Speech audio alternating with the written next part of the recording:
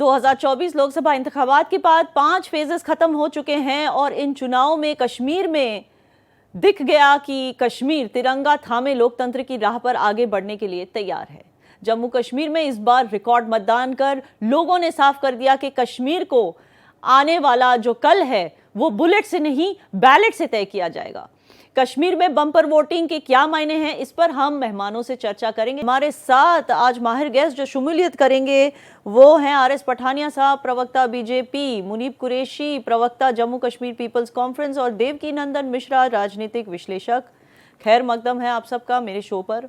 देवकी नंदन जी, कश्मीर में इंतखाबात के इतिहास में 1996 में 46% वोटर टर्नआउट विटनेस किया था। उसका रिकॉर्ड इस साल के बारामूला वोटर टर्नआउट ने तोड़ दिया, 59% मतदान। सवाल बहुत सिंपल है, 1996 से 2024 के बीच ऐसा क्या हुआ था कि वोटर्स वोट डालने नहीं आते थे? नहीं, बिल्कुल आप ठीक कह रही हैं। दरअसल देखिए, इसके दो पहलू हैं। पहला पहलू तो यह है कि धारा 370 जब से खत्म हुई है उसके बाद ऐसा माना जा रहा है कि नरेंद्र मोदी के प्रति लोगों का विश्वास बढ़ा है। इस वजह से वोटर टर्नआउट इस बार बढ़ा, करीब 54-55% वोट बढ़ा है।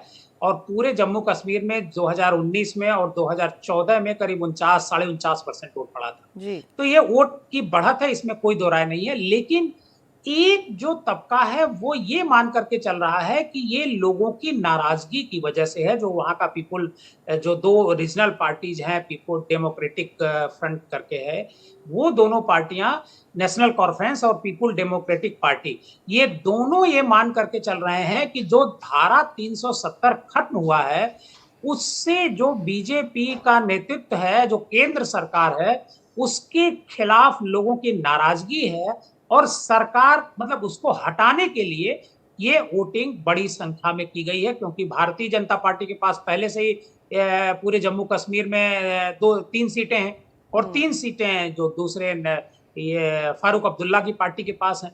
तो कुल मिलाकर के ये स्थिति है कि एक तबका तो ये कह रहा, लेकिन मेरा ऐसा मानना है कि जम्मू कश्मीर में बदलाव तो हुआ ही है, इससे कोई इनकार नहीं किया जा सकता है। क्योंकि 370 खत्म होने के बाद वहां पर हालात काफी बेहतर हुए हैं। हालांकि रोज घटनाएं भी हो रही हैं। 18 मई को भी आतंकवादियों ने देवस्थानों पर हमला किया और एक जो सरपंच एजाज शेख थे उनकी हत्या कर दी और 2 पर्यटकों को घायल कर दिया। तो मतलब इस तरीके की कोशिशें भी हो रही हैं। ऐसा नहीं कि कोई घटनाक्रम वहां रुका हुआ है। गोलीबारी जो पहले होती थी वो रुक गई है धारा 370 खत्म करने से, लेकिन वोटिंग परसेंटेज बढ़ा है। इसका फाइनल वर्डिक्ट क्या है, नेशनल कॉन्फ्रेंस और पीपल डेमोक्रेटिक पार्टी जो कह रही है वो सही है, या बीजेपी जो कह रही है कि नरेंद्र मोदी की मजबूत छवि की वजह से और धारा 370 खत्म करने की वजह से वहां एक अमन चैन का माहौल है, उसकी वजह से वोटिंग परसेंटेज बढ़ा है। इन दोनों में कौन सही है ये वक्त जो है ये 4 तारीख को पता चलेगा। अभी इसके बारे में कहा पूरी तरीके से नहीं जा सकता। जी हाँ, बेशक अभी कुछ कहा नहीं जा सकता, लेकिन ये भी सच है कि कश्मीर में बहुत से पॉजिटिव बदलाव आए हैं। तभी तो साबिका रियासत जम्मू कश्मीर के इस तरफ लोग वोट देने खड़े हैं और उस तरफ यानी पाकिस्तान मकबूजा कश्मीर में डंडे लेके खड़े हैं। आरएस पठानिया साहब, तीनों सीटों पे एक भी भगवा कैंडिडेट क्यों नहीं है? हारने का डर तो जाहिर है, मगर भरोसा किस पे नहीं है, पार्टी पॉलिसीज पे या कैंडिडेट्स की काबिलियत पे? जी, सबसे पहले तो सभी को खैर मकदम, सभी को आदाब, जो मेरे फेलो पैनलिस्ट हैं उनको भी और जो डायरेक्टली आपके शो को देख रहे हैं। पिछले 3-4 दशक की एक हिस्टोरिक, एक बम्पर वोटिंग देखने को मिली है और ये बम्पर वोटिंग ने अपने आप में कश्मीर के राजनीतिक इतिहास में एक नया सफा, एक नया पन्ना, एक नया अध्याय जोड़ा है। सबसे बड़ी बात है कि एक तरफ तो वोटिंग बम्पर है, दूसरी तरफ बंद और बाइकॉट की कोई कॉल नहीं। बंद और बाइकॉट के साथ साथ कोई वायलेंस भी जिसे कहते हैं ऐसा नहीं हो पाया है। और जमाते इस्लामी जिन्होंने बाइकॉट की पॉलिटिक्स सबसे पुरानी जिसे कहते हैं कश्मीर में 3-4-4-5 दशक से एस्टेब्लिशमेंट के विरुद्ध एक बहुत बड़ा एक वॉर, एक जंग जिन्होंने छेड़ के रखी थी, उन्होंने भी चुनाव में हिस्सा लेने की अपनी मंशा जाहिर की है। कहा कि चुनाव जो है वो बिल्कुल आजादाना, फ्री एंड फेयर जिसे कहते हैं चुनाव है। जहां तक आपका सवाल है याना जी, आपको बता दूं, गृह मंत्री जी को भी यही सेम सवाल ANI पॉडकास्ट में पूछा गया, तो उन्होंने कहा कि जिस तरीके से भारतीय जनता पार्टी ने जम्मू कश्मीर में अपना फोकस किया है, सबसे पहले अमन बहाली, फिर आतंक पे कड़ा प्रहार, फिर विकास में नए आयाम, उसके साथ साथ नौकरियों या इंडस्ट्रियल इन्वेस्टमेंट या टूरिस्ट अट्रैक्शन या फिल्म इंडस्ट्री में, तो कहीं ये मैसेज ना जाए कि भारतीय जनता पार्टी शायद चुनावी राजनीति में एक टेस्ट किया गया है और लोगों का एक इंडिपेंडेंट फैसला दिया गया है कि आप ये जो परिवारवादी लूट पाट वाली ये जो राजनीतिक पार्टी, आप इनके विरुद्ध अपना वोट डालें, अपने उम्मीदवार चुने। हमारे लिए ये जो वोटर टर्नआउट था ना, सबसे बड़ी अचीवमेंट हमारे लिए है। भारतीय जनता पार्टी के लिए मैं फिर बता दूं आपको कि जम्मू कश्मीर में सरकार बनाना, जम्मू कश्मीर में किसी कैंडिडेट को खड़ा करना, विशेषकर कश्मीर में कैंडिडेट को खड़ा करके जिताना, वो सेकेंडरी है। प्राइमरी सबसे पहली प्राथमिकता भारतीय जनता पार्टी के लिए राष्ट्रवाद और दूसरी प्राथमिकता है शांति। और मैं बड़े इत्मीनान के साथ, मैं बड़े विनम्रता के साथ आपके चैनल पे ये कह सकता हूं कि ये दोनों करने में भारतीय जनता पार्टी पिछले 5 वर्ष में कबूल हुई है। ये जो कैंडिडेट नहीं खड़े हुए, मैं आपको बता दूं, थोड़े दिनों में, आपका चंद ही महीनों में बीजेपी का विधानसभा के चुनाव है, भारतीय जनता पार्टी के सिंबल ये आप पे बताना चाह रहे हैं, आपको कैंडिडेट देखेंगे यहाँ। जी, तो आप ये कहना चाह रहे हैं कि बीजेपी ने आज तक जो भी कश्मीर के लिए किया वो सेल्फलेसली किया, कैंडिडेट को जिताने के लिए नहीं किया। चलिए, अच्छी थियरी है ये भी। जनाब मुनीब कुरैशी साहब, सवाल लेने से पहले आपसे मैं नाजरीन को बता दूं कि इंजीनियर रशीद कौन है। इंजीनियर रशीद वही शख्स है जिसने 2015 में कुछ हिंदू MLAs को दावत दी और उनको फिर दावत दे के बीफ परोस दिया। आज वही engineer Rashid terror funding charges में जेल से इलेक्शन लड़ रहे हैं। अब सवाल पे लौटते हैं, इंजीनियर रशीद के बेटे की रैली में लोगों का बेमिसाल जोश देख के धक्का तो लगा होगा सज्जाद लोन की पार्टी पीपल्स कॉन्फ्रेंस को, जो जीतने की उम्मीद कर बैठी थी। याना जी, सबसे पहले आपको, मेरे को पैनलिस्ट और आपके सारे व्यूअर्स को नमस्कार, सलाम, आदाब। मैं आपको याना जी एक बात बताता चलूं, अगर आपने सज्जाद लोन साहब के पिछले इतने सालों के प्रेस रिलीजेस या इंटरव्यूज सब सुने होंगे, सज्जाद लोन साहब हमेशा कहते हैं जी इंक्लूसिव डेमोक्रेसी। सारे ह्यूज, सारे आइडियोलॉजीज जो भी हैं with in the main stream, with in the framework of the main stream, उनको आगे आना चाहिए, कंटेस्ट करना चाहिए। और जो इतने सालों साल हमने यहाँ एक सिंगल पार्टी सिस्टम देखा, हमें उसे डिसेंट्रलाइज करना चाहिए। तो हम तो इसके फेवर में है। बाकी किसको लड़ना चाहिए, किसको लड़ने की इजाजत है नहीं है, ये कानून, ये जो लॉ मेकर्स हैं, ये उनका प्रेरोगेटिव है। Whether he should have been allowed और नॉट, वो उनका प्रेरोगेटिव था, उनको इजाजत दी गई और उन्होंने लड़ा। बाकी मैं as a member of People's Conference मैं आपको ये बताता चलूं, हम पूरी तरीके से रेडी थे।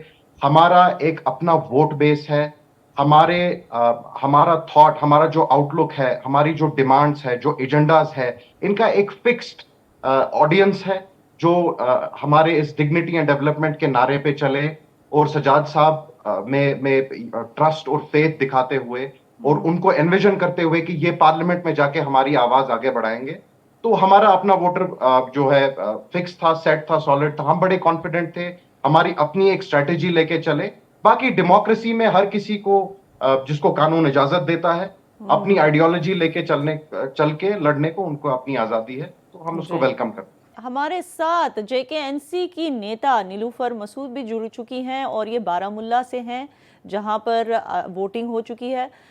नीलूफर जी, आप NC से हैं, यानी कि अब्दुल्ला पार्टी, और अब्दुल्ला पार्टी का परफॉर्मेंस गिरता जा रहा है।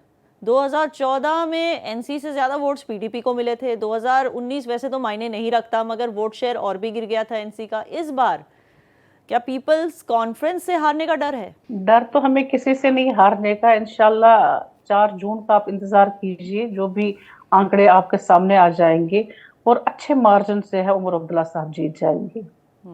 जी, जहां तक हमने ग्राउंड लेवल देखी है, जहां आप वोट परसेंटेज के गिरने की बात कर रहे हैं, इस बार आप उन एरियाज में जहां पर हमेशा बाइकआउट रहता था, हम एक्सपेक्ट करते हैं कि वो वोट शेयर भी NC के ही हक में होगा। और काफी ऐसे हमारे ग्राउंड लेवल के वर्कर्स जो बिकॉज ऑफ सम रीजन, चाहे हालात ऐसे थे, तो वो घरों से बाहर नहीं आ पाते थे वोट डालने के लिए, इंशाल्लाह आज भी वो वोट डालने के लिए निकले, तो वो एज भी आज नेशनल कॉन्फ्रेंस को जाएगा।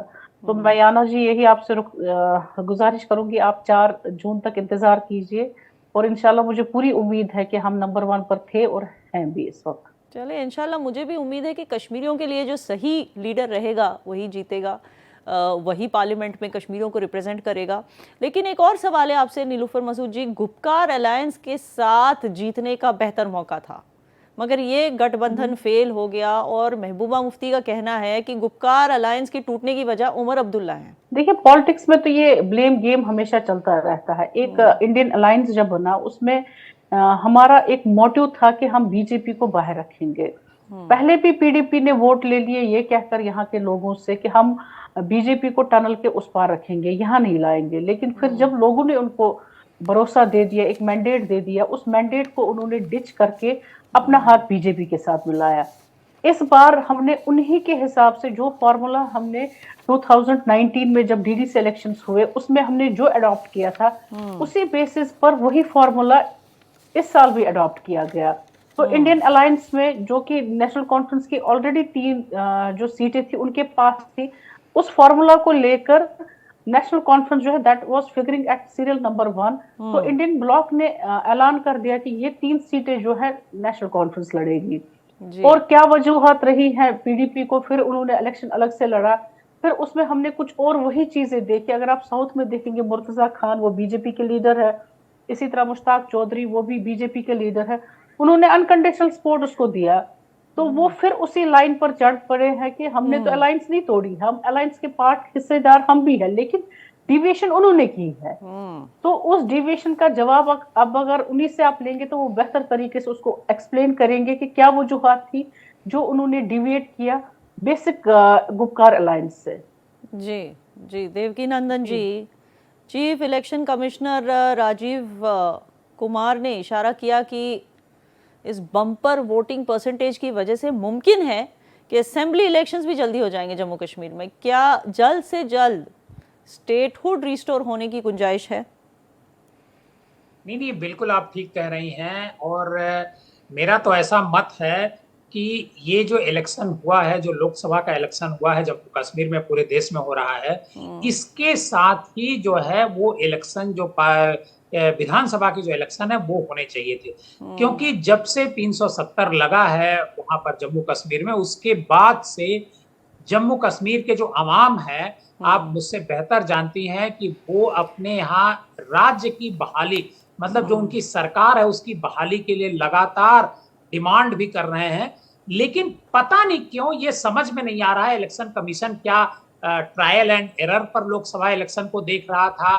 जैसा अभी आपने बीजेपी के प्रवक्ता से पूछा कि बीजेपी ने 3 सीट पर कैंडिडेट नहीं घोषित किया, ये बेहद चिंताजनक बात है। एक तरफ तो भारतीय जनता पार्टी ये कहती है कि जम्मू कश्मीर में अमन चैन हो गया है और सब लोग खुले मन से मतदान करने के लिए इच्छुक हैं, कभी भी चुनाव हो सकते हैं। दूसरी तरफ जो बीजेपी है, जिसके पूरे देश में सबसे ज्यादा सांसद हैं, वो उस स्टेट में अपना 3 कैंडिडेट नहीं खड़ा करती है, जिस स्टेट पर 370 खत्म करती है वो, और कहती है कि अब तक आजादी के बाद का ये सबसे बड़ा फैसला है और इसी 370 खत्म करने के नाम पर पूरे देश में भारतीय जनता पार्टी जो है वोट मांगती है। तो आखिर वो 3 कैंडिडेट क्यों नहीं खड़ा कर पाई, इसके बारे में भारतीय जनता पार्टी कभी भी खुल करके नहीं बोली है। लेकिन हाँ, विधानसभा का चुनाव होना चाहिए। प्रधानमंत्री जी मनोज सिन्हा जी जो वहां के लेफ्टिनेंट गवर्नर हैं, इलेक्शन ईसीआई के जो चीफ है मिस्टर राजीव कुमार, इन सब ने जो वोटिंग हुई है कल और परसों, मतलब जो पूरा जो वोट अभी तक जो वोट पड़ चुका है, एक लोकसभा का भी वोट पड़ना बाकी है, उन सब पर जो बढ़त मिली हुई है उसको लेकर के सबने खुशी जाहिर की है। ये अच्छी बात है। जम्मू कश्मीर हमारा भारत का हिस्सा है, इसमें कहीं कोई दो राय नहीं है। तो वहां भी इसी तरह की वोटिंग पैटर्न होना चाहिए जैसे देश के अन्य हिस्सों में होता है। लेकिन आतंकवादी घटनाओं की वजह से, बहुत सारे पाकिस्तान के हस्तक्षेप की वजह से वहां पर वोटिंग परसेंटेज पहले काफी डाउन रहा है। पिछली बार 2019 में अगर आप देखिए तो करीब 49.5%, करीब 50% के आसपास का वोटिंग शेयर रहा है। लेकिन इस बार करीब 4 से 5, 4.5 से 5% वोट जो है बढ़ा है। जबकि पूरे देश में अगर आप देखिए 2019 के मुकाबले तो पूरे देश में वोट शेयर घटा है। हाँ। पूरे देश में करीब अगर कल 5वें चरण तक का आप देखेंगे तो करीब चलिए, पूरे 5 से देश की 6% बात इस वक्त हम के नहीं करते, आसपास जम्मू वो कश्मीर डिप पे फोकस हुआ करते है। हैं। आपकी इजाजत से देवकी नंदन जी, मैं आरिस पठानिया के पास वापस जाना चाहूंगी। जब कैंडिडेट ही नहीं है पठानिया साहब, तो अमित शाह साहब क्या जी करने गए थे कश्मीर में पिछले दिनों? ऐसे तो याना नहीं यानामीर कि जी, कौन अमित सी शाह जी ने पार्टी हमारी दमदार, जी मेरा सवाल पूरा होने हमारी दीजिए, पूरी ऐसे तो नहीं कि कौन सी पार्टी दमदार है वो देखकर फिर गठबंधन करने की उम्मीद थी उनको? भारतीय जनता पार्टी का यूनिट, और मैं भी अभी डायरेक्टली अनंतनाग से आपके साथ जुड़ा हूं, आपको बता दूं, आपके राष्ट्रीय टीवी में आप जहां बैठे हैं, पार्टी के अध्यक्ष रविंदर रैना जी, तरुण चुग जी और पार्टी की पूरी इकाई जो है कश्मीर, हमने एक विगरस कैंपेन पूरे के पूरे कश्मीर वैली में छेड़ा है। और ये कैंपेन है परिवारवाद के विरुद्ध, ये कैंपेन है लूट खसूट के विरुद्ध, ये कैंपेन है एक तशद्दुद के विरुद्ध, ये कैंपेन है कि जम्मू कश्मीर के लोग, ऐसी पॉलिटिकल कन्वेंशनल पॉलिटिकल पार्टी, राजनीतिक पार्टी है जिन्होंने पिछले 7 दशक से कश्मीर को आतंक की भट्टी में झोंका है, अब लोगों को मोटिवेट करें कि लोग इनके विरुद्ध वोट करें। ये बड़ा साफ और स्पष्ट है। हमारा किसी के साथ डायरेक्टली टेसिट जिसे कहते हैं कोई गठबंधन नहीं है। भारतीय जनता पार्टी आने वाले विधानसभा चुनावों में चुनाव लड़ेगी, ये भी एक बात साफ और स्पष्ट है। लेकिन भारतीय जनता पार्टी का कार्यकर्ता का जो नेटवर्क है, हम सब ने एक विगरस कैंपेन, और ये हमारे ही, मुझे लगता है हमारे कार्यकर्ताओं का ही जोश खरोश है कि हमारे लोगों ने लोगों को मोटिवेट करके आज ये बम्पर वोटिंग अगर आपको देखने को मिली है, हमने उनको प्रेरित किया कि आप वोट दें, और कम से कम जो आप वोट दें तो आपने वो पहले ही कन्वेंशनल अनाउंस किया पॉलिटिकल आप किस पार्टी, गठबंधन में ये हैं। राजनीतिक क्यों पॉलिटिकल आप पार्टी धोखा दे जिन्होंने रहे हैं आज तक लोगों को? धोखे की राजनीति, फरेब की राजनीति, आज तक जम्मू कश्मीर में रोजगार नहीं दे पाए, जम्मू तो कश्मीर आपकी में राजनीति है, प्रमोट नहीं कर पाए, वो आपकी नौकरियों में राजनीति है। ट्रांसपेरेंसी आपने फरेब तो आप कहा है। लोगों के साथ किया हुआ है। नीलोफर जी सुने मेरी 370 बात, के नाम पर आप आपने पूरे देश पर SP और कैंपेन चलाते DSP हो, और यहाँ जब पे जम्मू बैकडोर कश्मीर की लगाए, बात आती है आपने वहां आप DSP कहते हैं कि और नहीं SP जी, यहाँ पे अगर बैकडोर लगाए हैं। 90% लोग इनसे- आपके साथ थे, इस जैसे आतंक कि की होम मिनिस्टर ने फैक्ट्री कहा, को आप अभी तक तो अमन उसके यहाँ हिसाब पे से तो कायम उनको कर लड़ना सकते, चाहिए peace था भी आप इलेक्शन कायम यहाँ कर सकते पर। वो हैं। 90% कहाँ गया? आप लोगों कहाँ को तक हम धोखा डबल देते ओपिनियन, रहेंगे? ऐसे पूरे सब देश को बात तो आपने दिखाते धोखा रहे दे जब तक दिया उनको end नहीं 370 का था। कार्ड चलाकर, आज और शायद जहां इसीलिए पर आपने जम्मू कश्मीर 370 टेल एंडर हटा रह गया दिया, पूरे देश वहां भर पर में। आपने इलेक्शन नहीं जम्मू लड़ा, कश्मीर जो पूरे और देश आप का ये कहते हैं सिरमौर कोई है, टेल एंडर गठबंधन रह नहीं गया। किया।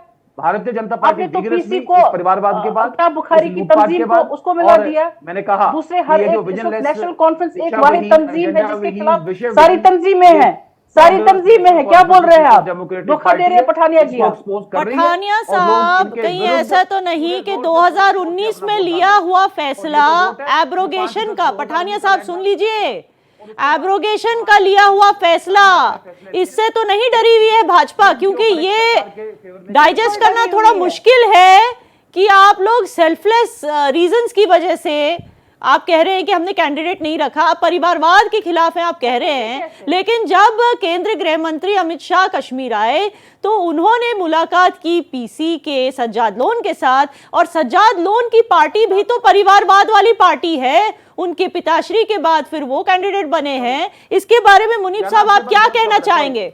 मुनीब कुरैशी। याना आपके पास गलत खबर है, मेरी बात सुन लें जी। याना जी एक मिनट प्लीज, मैं आपसे रिक्वेस्ट करता हूँ कम से कम पीपुल्स मुनीब कुरैशी को बोलने दीजिए पठानिया साहब, क्योंकि हमारे पास वक्त बहुत कम है। जी, पीपुल्स कॉन्फ्रेंस को सेम तराजू में मत तोलिए। जिस सजाद मुनीब लोन का साहब को- बाप मुनीब साहब पाकिस्तानी को बोलने गोली से दीजिए। मरा, जिस सजाद लोन ने टॉर्चर देखा, जिस सजाद लोन ने जेल काटी, जिस सजाद लोन के इलेक्शंस और मुनीब जीते साहब हुई का अनम्यूट कर दीजिए प्लीज। स्टेट मशीनरी चलाई गई, और जो सजाद लोन 22 मुनीब साल साहब के को बाद unmute 22 कीजिए। साल की स्ट्रगल, अपने मेरिट, अपना वोट, अपनी ऑडियंस लेके आज अगर चल रहा है, आज उसको नेशनल कॉन्फ्रेंस वाले लोग बोल रहे हैं ये परिवारवादी है।